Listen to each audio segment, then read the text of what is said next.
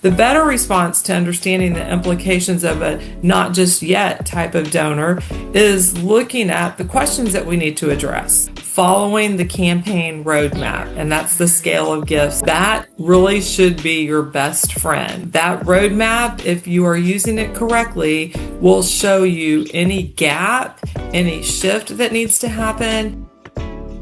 You're listening to The Nonprofit Boost, where Double the Donation and industry leaders share practical tips to help you grow revenue and boost corporate fundraising at your nonprofit.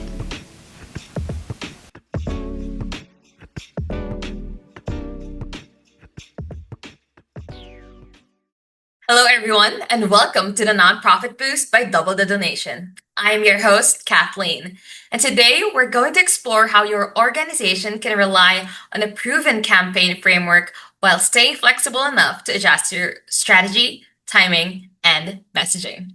We are joined today by a guest that proves serious fundraising can still be seriously fun. Representing Dini Spheris, Michelle is a top-tier development professional known for her relentless determination and results.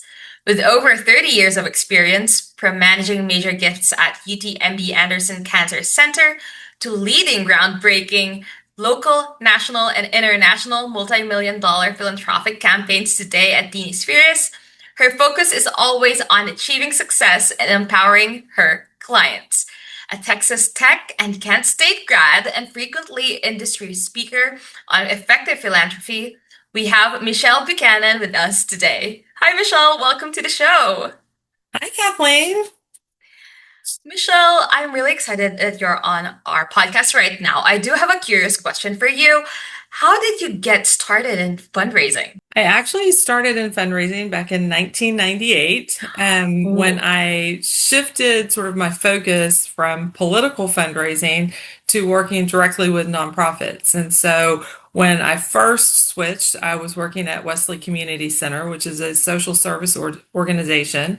They gave me the opportunity to really look at all of the different types of fundraising that you can do, plus everything else that a small nonprofit offers in terms of marketing, program development, which sort of funneled me through U of H and MD Anderson and major gifts.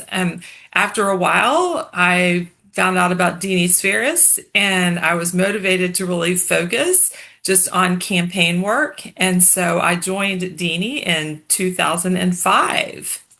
Oh my gosh, I love that. And I feel like your expertise will really, really help us and our listeners today. And let's go just dive right in. Michelle, capital campaigns are often treated like a rigid checklist, but great campaigns, they never just follow a script. They rely on a proven framework, then adapt their strategy and timing based on real-time feedback from their donors and community. So, Michelle, why don't great campaigns follow that fixed script? And how can nonprofits use a proven framework while still making smart questions or rather smart adjustments along the way? Let me just start with sort of confirming the fixed script so we're all on the same page. When we think about campaigns, I would say very simply, campaigns succeed because of intention, discipline, focus, and strategy. I think all of us know that proper planning and a clear roadmap to our ultimate goal really inspires the confidence of any successful campaign, and confidence ultimately wins the race. So if we start with objectives and a vision that really fuels the strategic plan of an organization, it gives people confidence that you're going to get to the end goal. So campaign strategy is built around all of those questions that really make a difference in terms of, does this make sense? Is the budget transparent and clear? Do we have the right people involved? Have we engaged and thanked our friends and donors along the way to make sure that they're ready to support what we're doing at the highest level? Do we have the internal support and systems in place to really manage the fundraising? So that's this fixed script, right? And we do everything that we can to make sure all of that is sort of functioning at the A level.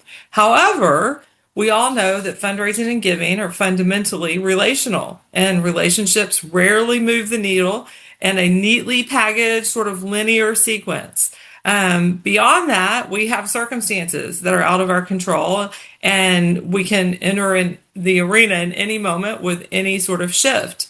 So that could include an unexpected leadership transition. We might have some type of unplanned departure from our campaign committee. We could have a lead prospect that dies, a surprise uptick in the overall campaign budget, some type of natural disaster. But the bottom line is if you're going to be successful, you have to have resolve to the plan, right? And then you tweak the strategy based on the reality. So I think about a very an interesting campaign back in 2008 when we finished sort of the perfect roadmap to success for a local nonprofit domestic violence shelter. It was actually falling down, about to be condemned by the city.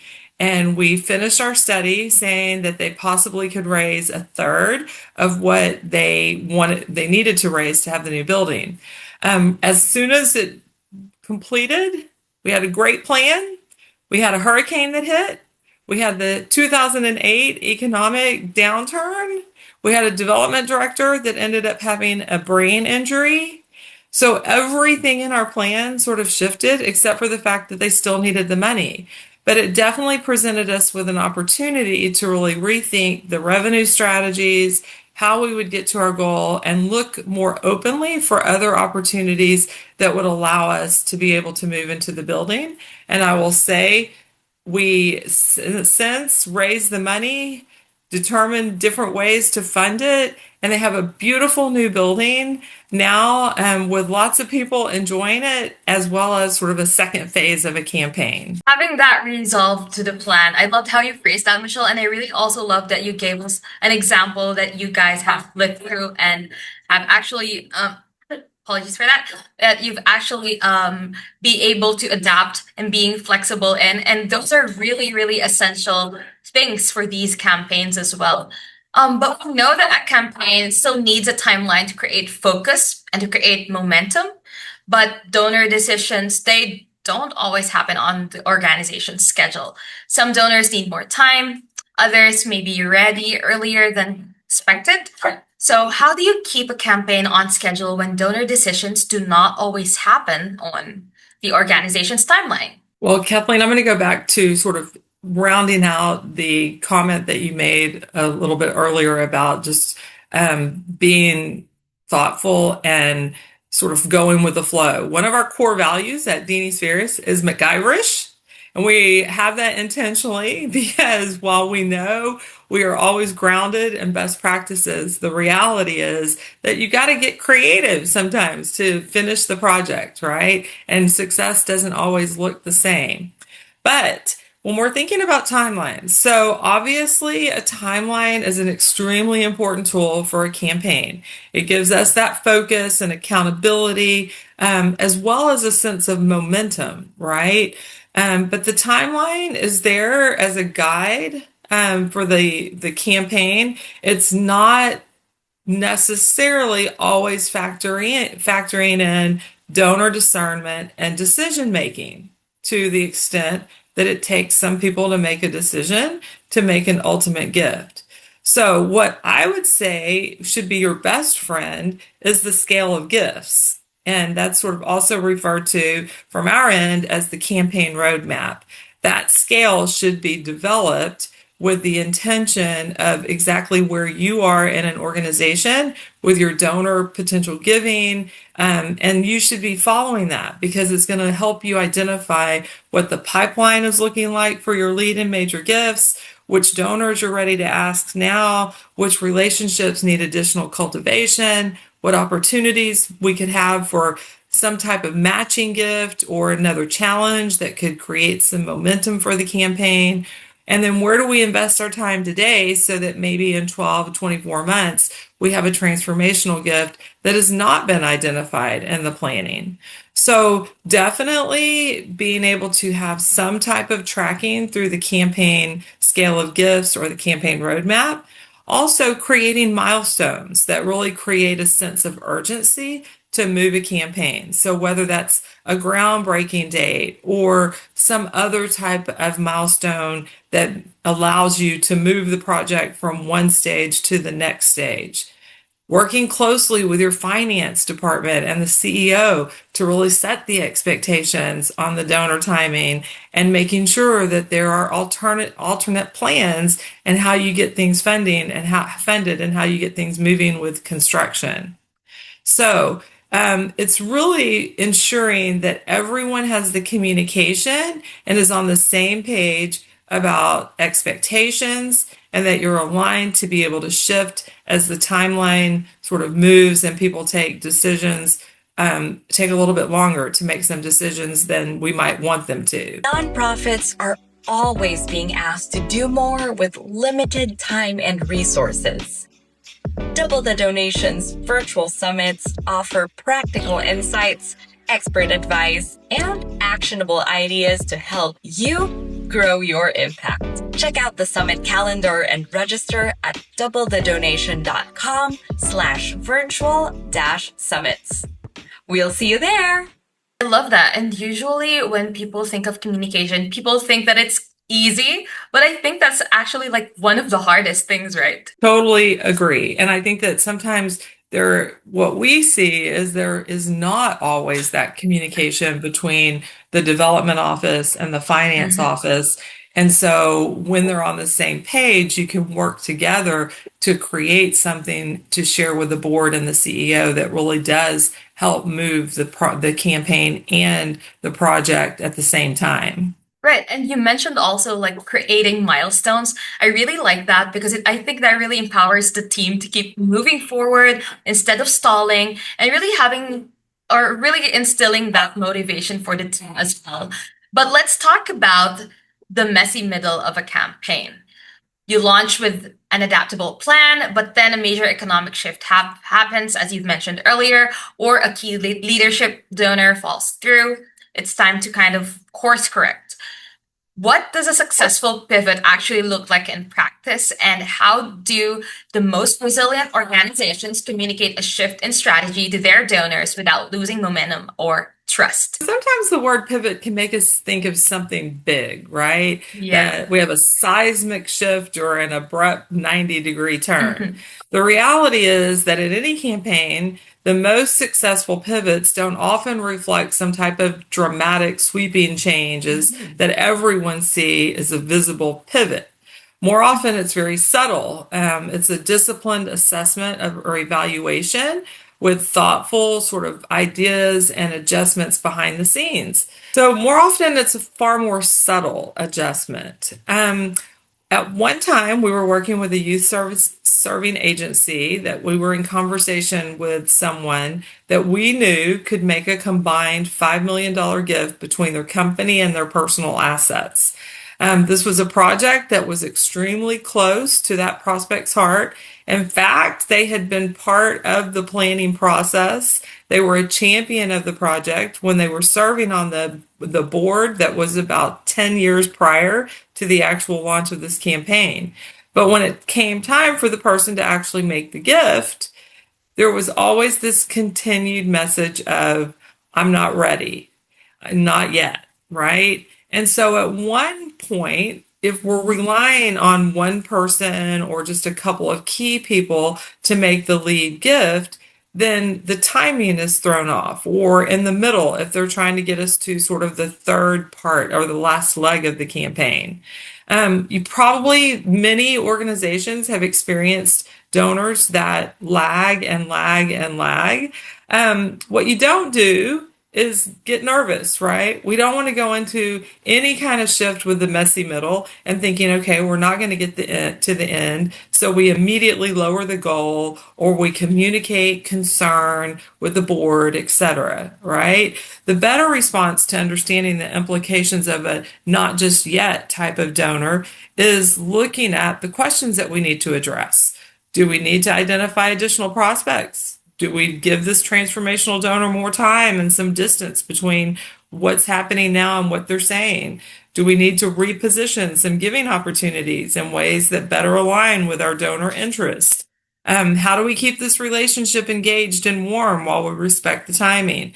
So being able to answer those questions and really push through that is extremely important. Another example that's sort of beyond just the donor gift is a project that we were working on in a certain part of the country that is heavily influenced by where oil and gas prices are, right? And so we were in the middle of a building campaign for a healthcare system to build a cancer center where the project was one goal, but we had a downturn. We could not go to companies and ask them to support at the level to get us to the end number. The reality is, at the end of the day, because we had the downturn, the construction costs had reduced, and we didn't need as much money, right? And so being open and flexible to pushing through to get what you need and knowing that it might look a little bit different, but never giving up and sort of conceding or changing the path to accept something less. And I really liked how you mentioned that looking at it in a different perspective, that rather than reacting and panicking at the get-go, it's really, really great advice. And really maintaining that trust within yourself and within your organization during the pivot is very, very helpful and important. And also, this is exactly where we also kind of see an opportunity to shift the needle through like a campaign pivot. When a major gift stalls, you can protect your momentum by also turning to corporate philanthropy.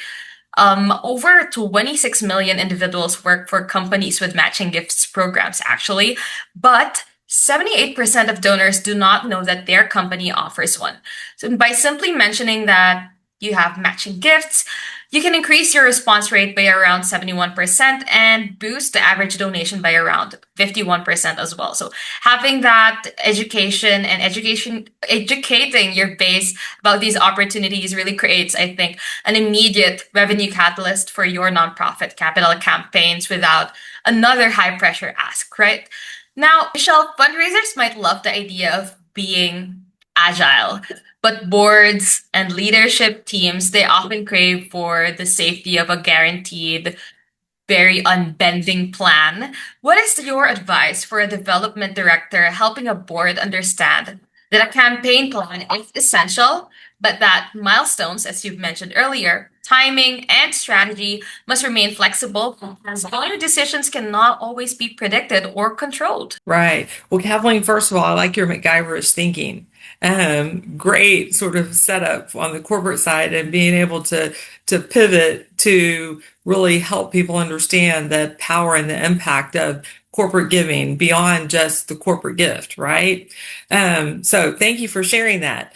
In terms of the development officer, I think we all look at ourselves as fundraisers and that we are, right? But the reality is a development officer is a coach. A development officer is a motivator, right? And the development officer has to inspire confidence and sort of that can-do spirit. And so when you think about just milestones and timing and being flexible, that results can't always be, or donor decisions can't always be predicted. I sort of think about any type of sports game, right? You can study the opponent, you can watch the film, you can go into the game sort of knowing the base of your plan. However, on game day, something is inevitable to change, right? Whether someone gets hurt, you have new plays that are called. And quite honestly, that's our job as a development director in terms of the campaign, is to keep our team moving forward and thinking about how do we get to the next step, because at the end of the day, we are a team. So the board really needs that resolve. I'm going to use the word again, to move forward and commit to sort of those peaks and valleys of any campaign, because they will happen and they do happen. Campaigns succeed because they push through the lows, right? And I think when we remind our boards with data and ensuring that they see what the plan is, at the end of the day, we always say a few things here at Dini Spheris when we talk about the end of campaigns. One, be bold. right? We have to have the courage to step out and ahead, seize the right opportunities today and for those tomorrow. Be confident and have the conviction that success is possible for every solicitation, because every solicitation is a campaign in and of itself. 3, be committed to the future and honor the past. While we hold true to our traditions, we know that our future is not in our past, right? 4, be resolute, staying the course throughout the campaign, even when circumstances appear to work against us. And 5, share ownership. We've got to acknowledge that this campaign is not just a campaign of the development officer, it belongs to the entire team, the board, the leadership of the organization, and the campaign committee itself.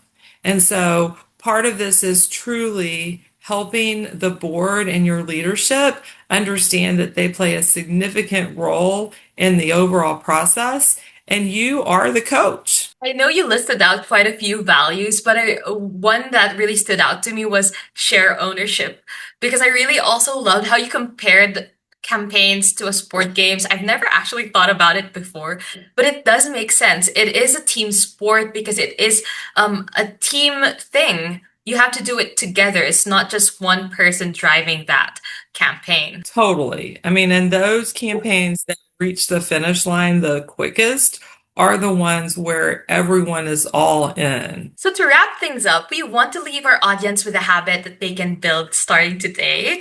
So Michelle, what is one simple habit that helps a fundraising team stay focused on the plan while regularly adjusting based on what they are learning? I know you asked for one, but I'm going to give you 3. Okay. No worries. No worries. The more the merrier. Well, the first one is, and I think we do fail in this, well, probably more often than not, and that is following the campaign roadmap. And that's the scale of gifts that I mentioned before. That really should be your best friend. That roadmap, if you are using it correctly, will show you any gap, any shift that needs to happen, any readjustment or focus. And quite honestly, that sort of playbook that you give to the rest of your team helps them understand how you get to numbers that are most oftentimes too big for people to really think about the end result, right? So follow the campaign roadmap. 2, daily focus. Someone has to be paying attention to the campaign activity every single day. And if you do not pay attention to it, I guarantee you it will fall to the bottom of the list, because we in development are looking at what are the things that we have to get done for the annual fundraising strategies, for the event, right? And the campaign is not something that is typically that item that we're really looking at every day, unless we have a dedicated staff person that says, here's what we need to do today to move the campaign. And then the third thing goes back to exactly what I said at the very beginning of this, and that is discipline, focus, strategy. If you really follow those 3 words, you will be successful. Okay, I love that. And I know our listeners will want to learn more and even connect with you, Michelle, and the rest of the Dini Spheris team. That being said, what is the best way for everyone to connect with you? Sure. Well, we have a few ways. You can go obviously to our website at dinispheris.com, and we do have an information form that people can fill out and send it in, and it will come directly to me. You can also feel free to email me at mbuchanan, Buchanan, at Dini Spheris, all one word, .com, or feel free to call 713-962-5010. Awesome. Thank you so much, Michelle, for joining us today and sharing your insights. I definitely learned a lot, and I know that our listeners did too. So, to our listeners, pass this episode along to a fellow fundraiser so we can empower the entire community to run incredibly successful and great campaigns. Bye, everyone! Here's your next steps. Visit doublethedonation.com to explore the tools and strategies that schools and nonprofits use to unlock more revenue through corporate fundraising. And if you found this video helpful, don't forget to subscribe and share the video with your team and peers.